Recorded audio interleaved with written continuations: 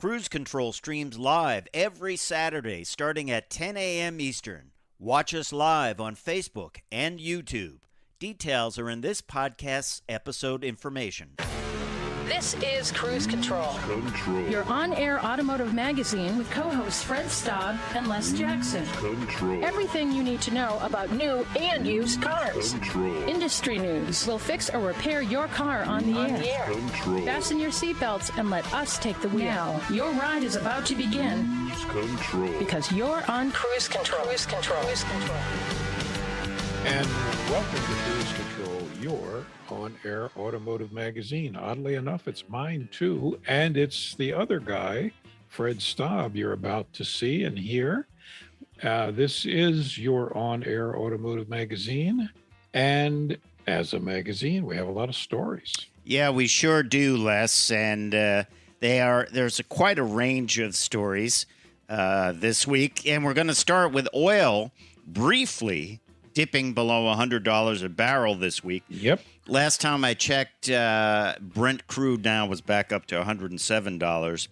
But does that mean pump paint may be reduced? And it may be reduced. So we'll talk about that. Yeah, it may be. And Ford is leaving out features. Boy, we're hearing a lot of that. And adding blank off plates. I have not seen a blank off plate since the 60s. Yeah, that's the plate you get when you just don't order the radio or wow. Yeah. Wow. And we'll talk about it because what it means, Les, is when these cars are in the used market a few years from now, what will it mean when it's just a plate where those features used to be?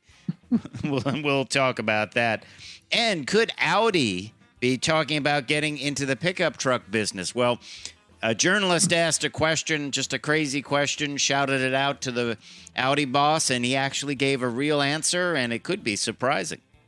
It could be. And could a new assembly plant for Rivian mean the end of automotive dealers? Well, I'm telling you, they're sealing their own doom. Yeah, they sure the are. Dealers, that is. They sure are. And as the Tesla turns mega edition, a massive across-the-board price increase, we're talking multiple thousands, terminated truth teller, somebody who said, hey, this full self-driving doesn't really work. Well, that person was terminated. And Elon wants to punch out a tyrant, but he's told he may need to pump up first. I heard pump you up. I really did when this guy said Wouldn't you like to see that? Yeah. Yeah. We'll tell everybody, but they probably already saw it on TV. Yeah. All that and more when we get rolling on this edition of Cruise Control Radio. I mean, Elon Musk just doesn't disappoint. It's something new every week. And, you know, there's always one in the automotive industry. It used to be Bob Lutz and then Sergio Marchionne of FCA. And now it is Elon Musk who is the gift, who keeps on giving. But we're just going to keep giving it to you here on Cruise Control. It's easy for us. All we do is rip and read. Yeah, you don't have to make it up because the guy does crazy things. Yeah, so all that and more is coming up on Cruise Control. We will be right back, so stay tuned. Check us out at cruisecontrolradio.com, where you can like us on Facebook. Follow us on Twitter. It's all there, cruisecontrolradio.com.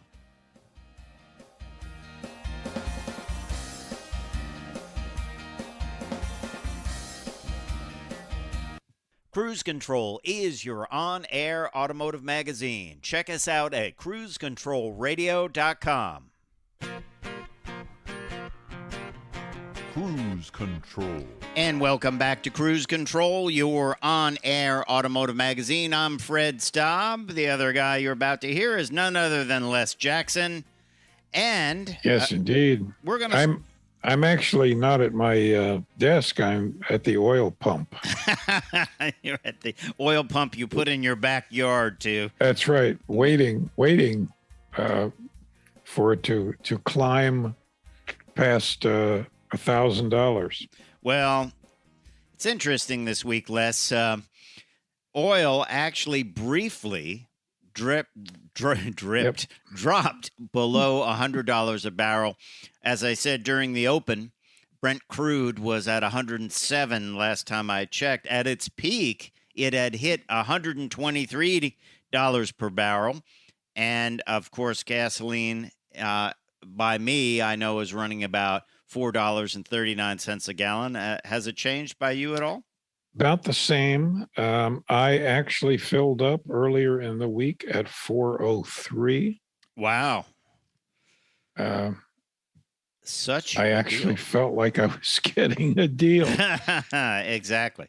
Well, they tend to lag behind several weeks, but this drop could mean lower prices at the pumps, according to Andrew Gross, who's a AAA spokesman.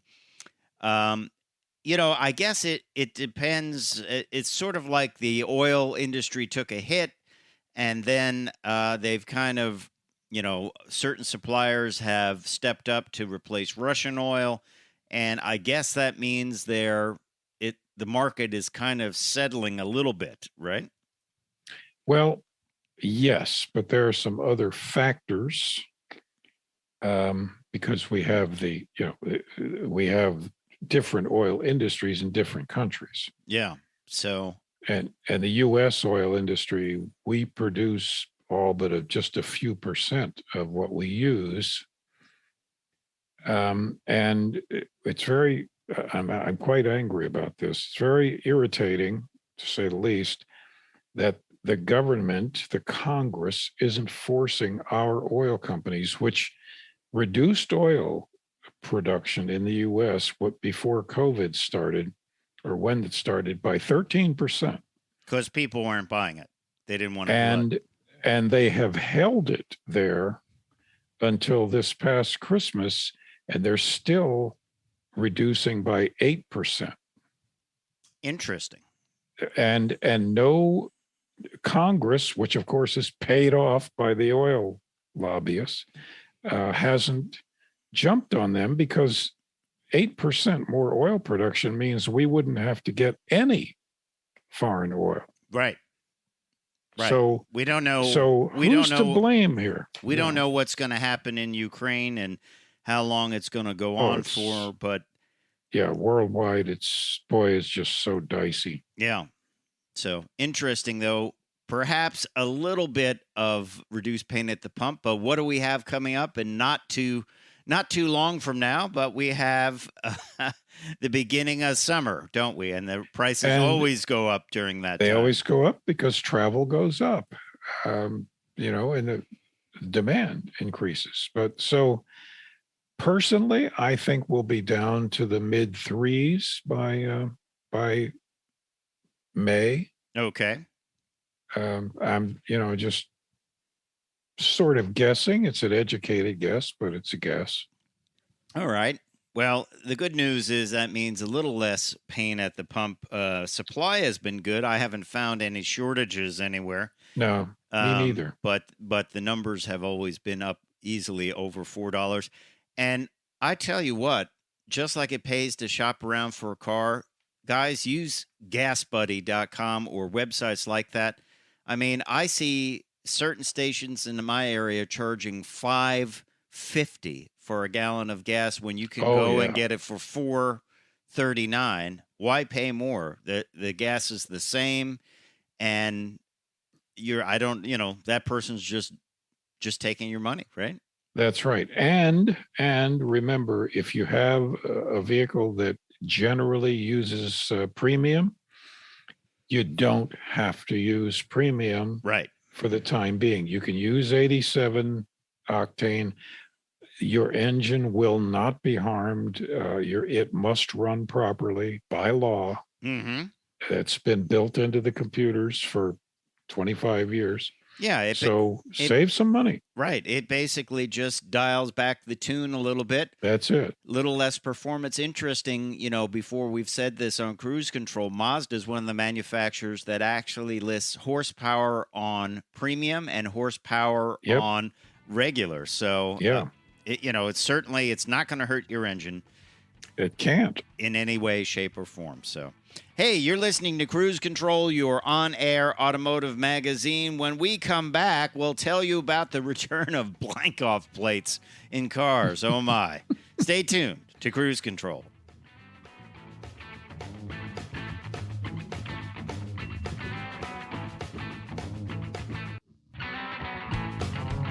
Cruise Control. And welcome back to Cruise Control. Les and Fred here. Hey, Fred. Yeah? You remember the old days of vehicles when if you didn't get a radio? Yeah, especially you, because you drag race. I had a car with a radio delete in it, but I did put a radio in it. Well, yeah, but it was the dashboards looked so sad. Yeah, with that. The plate was the same color as the dash, but it just looked. Les, you're talking to a guy where they had blank offs for missing switches, and I just bought a switch to put in it. I didn't have anything to use it on, but I did too. It looked terrible without it. It looked like this blob of plastic there. So, I did too. I had a convertible Mustang that didn't have a power top, so there was a plate right there on the dash for the power top switch. So I just put a switch in there. Right. Well, those days of blank off plates are returning. Yes. And bring out the broken record, Les, because it's due to, guess what? The chip shortage. And we've been telling you about this on the show for a long time, that manufacturers had vehicles building up. They couldn't get parts. So they started deleting parts from the vehicles that they didn't have to save on chips. Now it's the Ford Explorer this week. It's the rear seat climate controls. They control heated seats and the climate control. And they're just going to throw a blank off plate there. And eventually, when they get around to it, according to the Detroit Free Press, Explorers will be shipped without the controls for the rear climate system.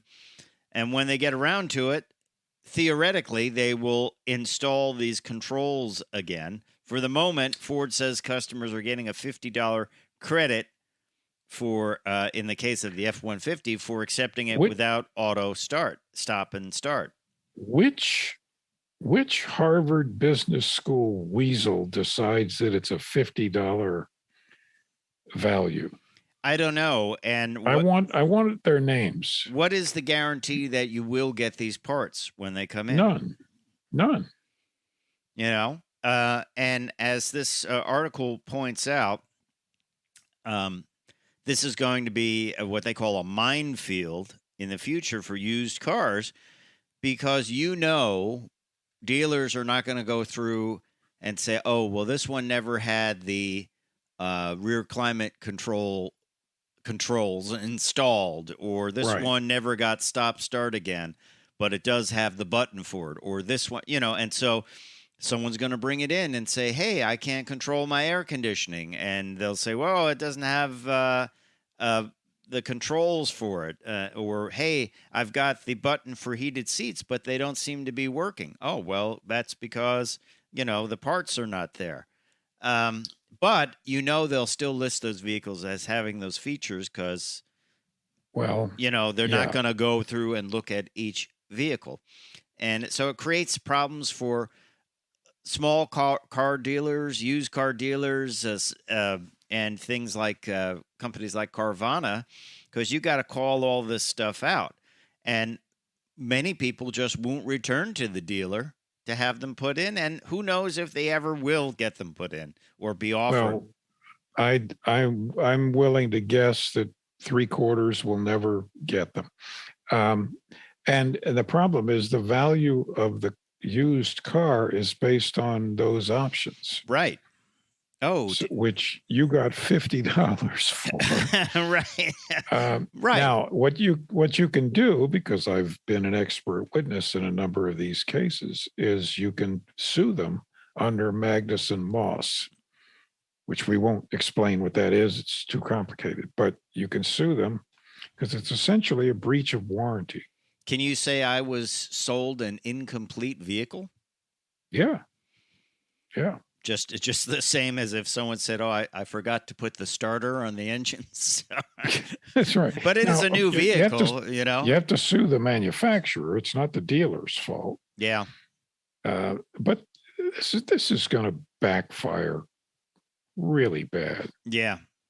Yeah, it's folks, it's something. We're talking to you now from the future. You say, okay, oh, look, there's a nice Ford Explorer. It's got the such and such package. It should have heated seats in the front and the rear. Oh, rear climate control. I like that because we have passengers in the back all the time. And guess what? You get there and everything's blanked off, right? I mean, the wiring will still be there. The wiring will be there. But if you go to buy these parts, they're going to be expensive. They will be. I would love to hope that the manufacturers will create aftermarket kits for these to be installed.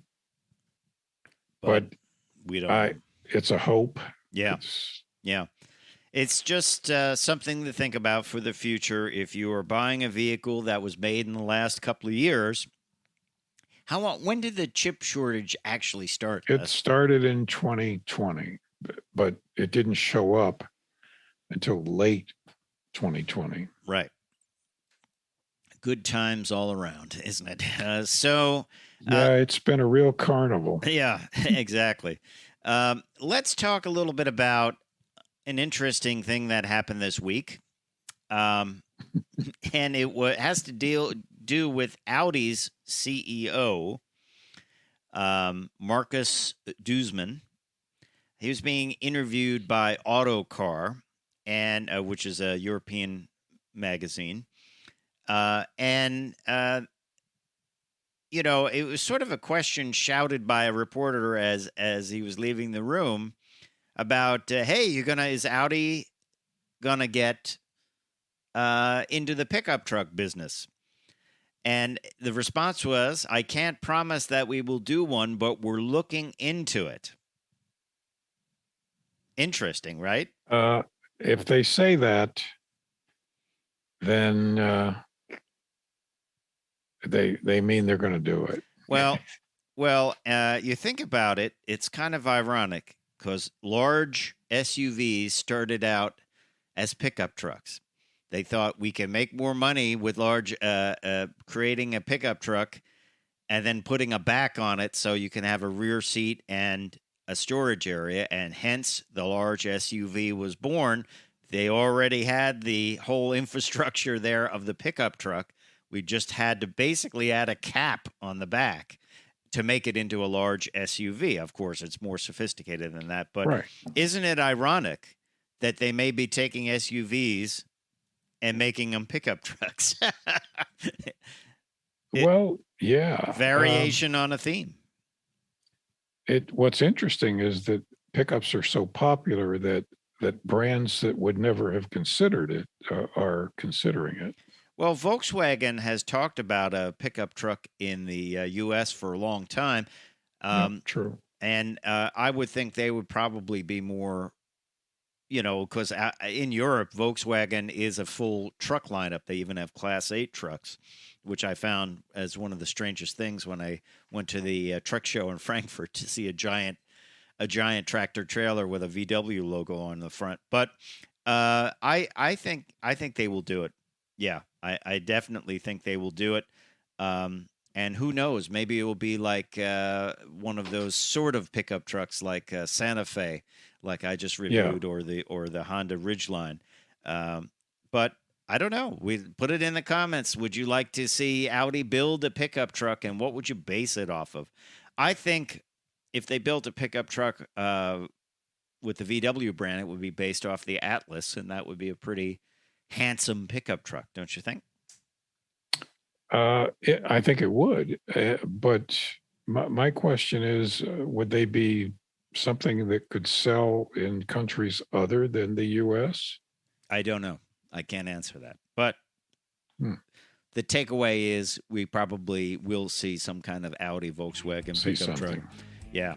All right, when we come back, we're going to tell you about the potential of a new plant, automotive assembly plant, to get rid of dealers, auto dealers. What are we talking about? Well, we'll talk about that, and we've got a massive As the Tesla Turns. Stay tuned.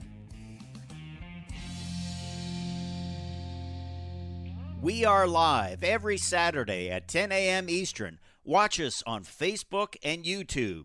Details are in this podcast's episode information. Cruise Control. And welcome back to Cruise Control, your on-air automotive magazine. I'm Fred Staab. The other half of the operation is none other than Les Jackson. And we are here with you, telling you a lot about what's going on in the automotive world. Blank off plates, high gas prices, Audi pickups, and potentially, Les, the end of automotive dealers. I hear cheering. Well, out there. it's going to happen. There's a massive groundswell everywhere to do this.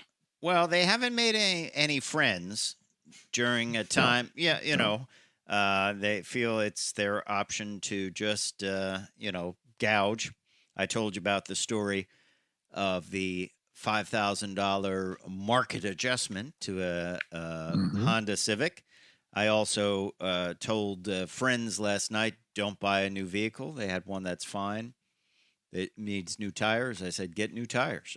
Get new tires. Get new tires. And it's not the time to sell something that's working that you just want to change up to something different. Unfortunately, you'll be in for a world of pain.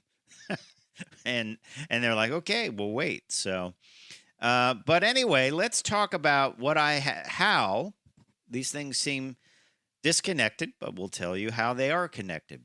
Rivian is building a $5 billion plant in Georgia, a $5 billion assembly plant in the state of Georgia.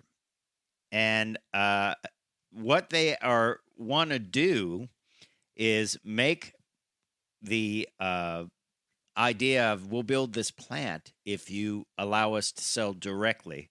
If you change your dealer. And of course, Rivian makes electric pickup trucks.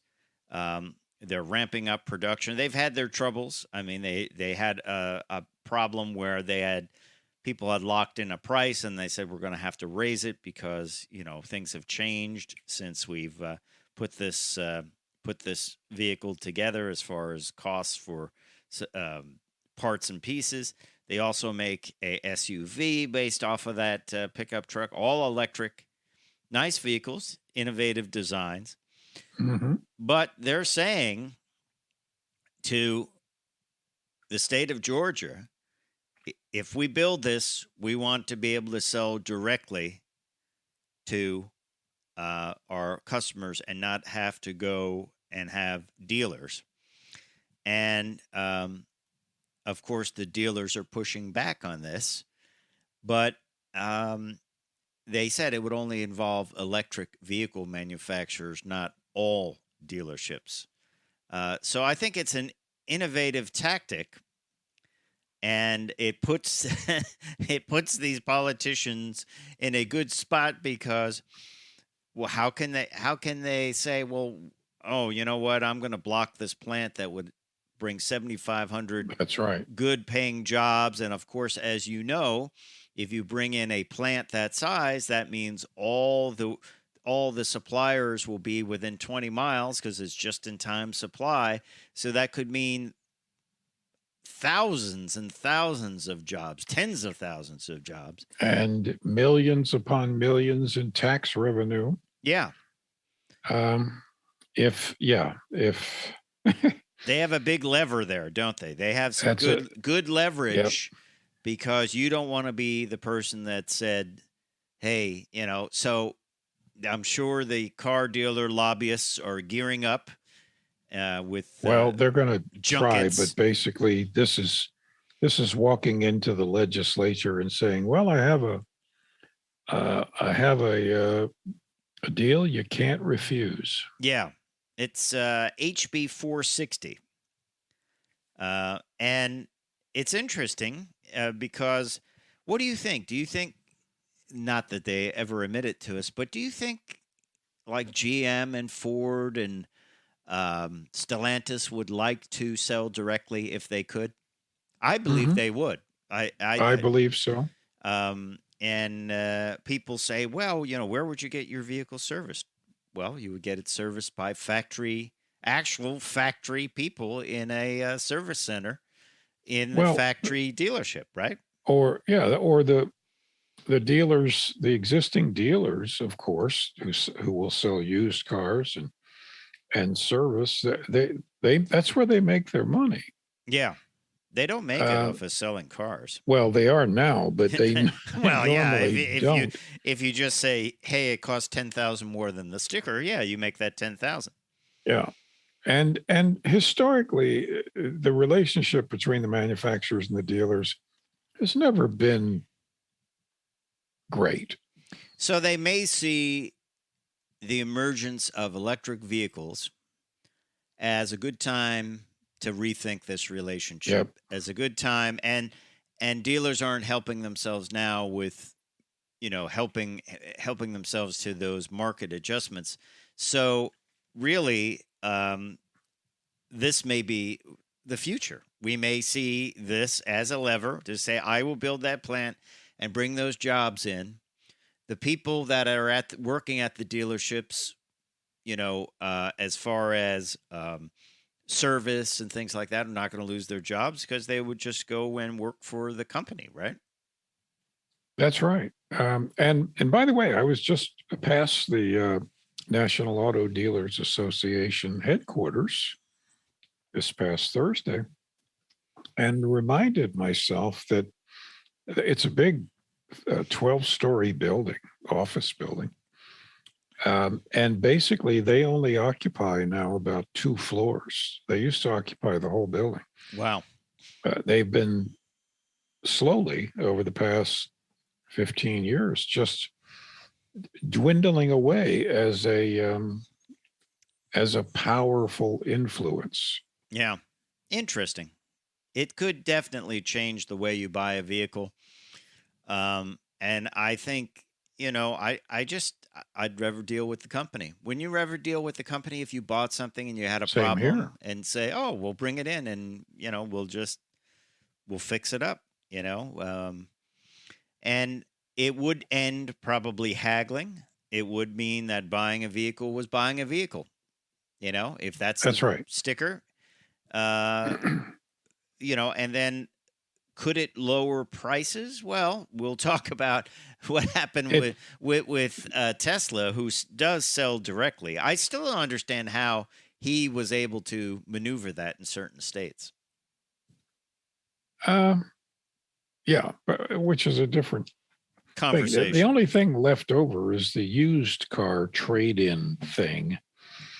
But I believe that used car, well, like CarMax and Carvana, that's how you trade in your used car. You just sell it to them. I was reading something where somebody sold I think it was one of our automotive journalist colleagues, and they posted on Facebook. They sold a Jaguar, recent Jaguar, not a vintage one.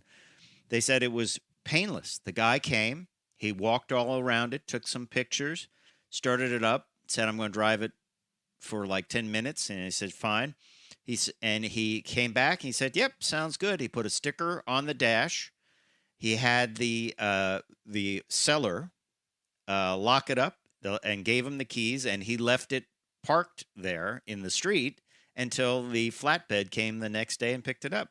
And he said the price was good. There's no haggle. And it was all good. He said couldn't be easier. They're like, we'll take it. Sounds good. And to me, that's the future, right? That's it. Yeah. It's efficient. It makes an awful lot of sense. And nobody likes to sit around a dealership for 2 or 3 hours being worn down. Being worked. I always felt worked, like you're Yeah. being worked, and it was a show, and it was a show for no reason. Let's have fun. We're buying something fun, don't you? Like when you Yeah. buy something, a bigger item that you've been waiting on, anything like a TV, a computer, or whatever.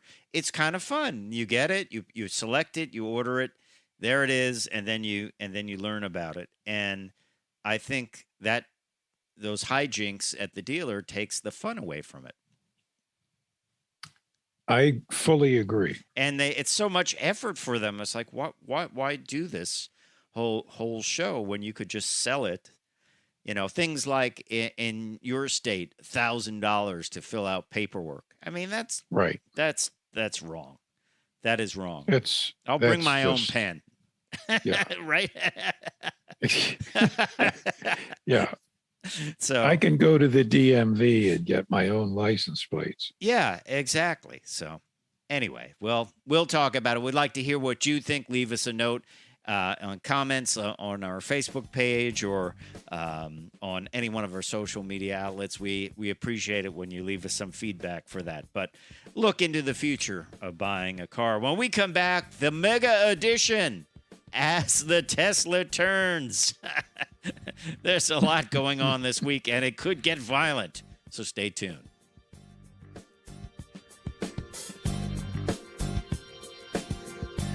Cruise Control is your on-air automotive magazine. Check us out at cruisecontrolradio.com.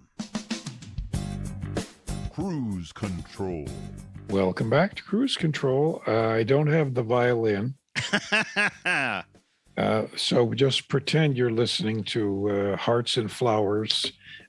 Yeah. Because it's as the Tesla turns. Yeah, our own little soap opera about Elon Musk and his world, and the world of Teslas. And like I say, we'll point out good things. There's not a lot of good things this week. I guess one could be sort of good thing. One entertaining. Entertaining, yeah. I don't think it would end well for one of the people. But anyway, so we start as the Tesla turns this week with every Tesla model getting a massive price increase. We told you so. Yeah. 3 years ago. So here's the range from 2,000, that's the lowest price increase, to the largest price increase of 12,500. The rear drive Model 3 with its standard battery range was increased by $2,000 to a starting price of $46,990. And the long range and performance models have been handed a $2,500 and $3,000 increase. Okay. And the Model Y long range have been increased by $3,000. And here goes the Model X and the Model S. The Model S long range all-wheel drive will cost you $5,000 more, so $99,900, while the Plaid is now $6,000 more expensive at $135,990. Crazy, right? Pretty soon we're talking real money. Now, why do you suppose these expensive models are jumping in price? I understand the lesser ones because, his cost of building them were really high. I think it's because he can do it. He can do it. I mean, I think I think some of the components did go up in price, and we have inflation, but I think he can do it. People buy it. So that's it. If you can get away with it, he can do it. It is his version of dealer's market adjustment, But people buy these things. I see them all around. I don't quite get it, but that's me. But and me and you. And they still the doors don't fit right, or they're still There's one where they put various different color interior parts inside, like like you order a beige interior, and some of the trim parts are silver, and some of them are beige, and none of them are completely attached correctly. So I don't know. I guess just good enough and high price goes along there. Well, let's talk about this as part of our As the Tesla Turns. Tesla fired a whistleblower who leaked full self-driving footage. Of course, full self-driving is the idea that it is an autonomous level 5 vehicle. Of course, Elon Musk says this is ready to go. Most people say it is not ready to go. No, it's not. Yeah. So this person named John Bernal lost his job because he posted test videos of the Tesla full self-driving software to his YouTube channel, AI Addicts, and he showed how it would fail and hit cones and things like that. He said he did not divulge company secrets on any of his channels, nor did he show any unreleased software or products. In the video, he showed a Model 3 veering erratically into parking bollards. Those are those poles, for seemingly no reason. The incident caused minor damage to his car, and he was verbally told his videos were a conflict of interest, and he was fired from Tesla. Now, they're a conflict of truth. Now, what's not clear, it wasn't while he was driving a company car and testing it. That, to me, I think might be a problem. But if it was his own car and he had bought it and he had turned full self-driving on and then it screwed up, I don't think that's a problem for posting that. Probably not smart to do if you want to continue to work at your company, because there's a saying that you don't do something where you eat, if you know what I mean. I have a neighbor up the way who just bought one 2 weeks ago. Mm-hmm. And we were standing outside in the nice weather this week, and he was telling me this is fully autonomous. I can plug in my destination and sit in the back seat. Oh, no. And I said, listen, you've got to trust me on this. I'm an expert on this. Do not do that. You will die. Yeah, first off, it's incredibly illegal. Of course it is. And it's not going to work. But he was, not that I think he would do it, but he was just so confident in the BS that he's been fed, that this is autonomous. And I explained to him why it's not. Right. And all of the other factors. And he took it well. Did your finger get stuck in the 1.5-inch gap between the doors? Oh, I was afraid to lean on the door.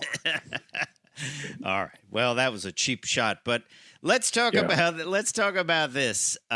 This was the bizarrest As the Tesla Turns story. By the way, I have to applaud Musk for doing this. Well, he knows how to work social media, let's face it. Sure. So he challenged Putin to a beatdown to the finish. He says, I'll take you on hand-to-hand combat, single combat for the fate of Ukraine. Okay. I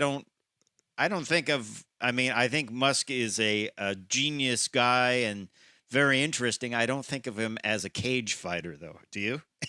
Well, he in my estimation, he seems to be very, very fit. Oh, okay. I can. I don't know. And he seems fit. as a world-class athlete myself.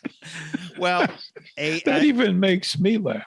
I don't. He said he would fight him for that. I don't know. I guess he would get a plaid if Putin won. He would get a Model S plaid. But anyway, so it got even weirder because this Chechen leader he said, he was saying this to Musk, you need to pump up those muscles in order to change from gentle Ilana, of course, playing on his name, into brutal Elon, into the brutal Elon you need to be. I've virtually heard in my head, I'm going to pump you up, from the old Saturday Night. Yeah. Oh, yes. Now, and then Musk changed his name on social media to Ilana. Isn't that funny? That's pretty cool. Now, I'm aware that Putin is a 4th degree black belt judo guy. Judo. I have a black belt in dancing, by the way. You live for my feet are lethal weapons. But but Putin is 69 years old. I haven't thought about the actual physical nature of this. Well, it would never happen. No. But it's just fun to It would speculate. be the ultimate pay-per-view event, though. So imagine what they could charge for that. The pay-per-view. Hey, we appreciate you listening to Cruise Control Radio. I'm Fred Staab. I'm Les Jackson. We'll see you down the road. Bye. Cruise Control streams live every Saturday starting at 10 a.m. Eastern. Watch us live on Facebook and YouTube. Details are in this podcast's episode information.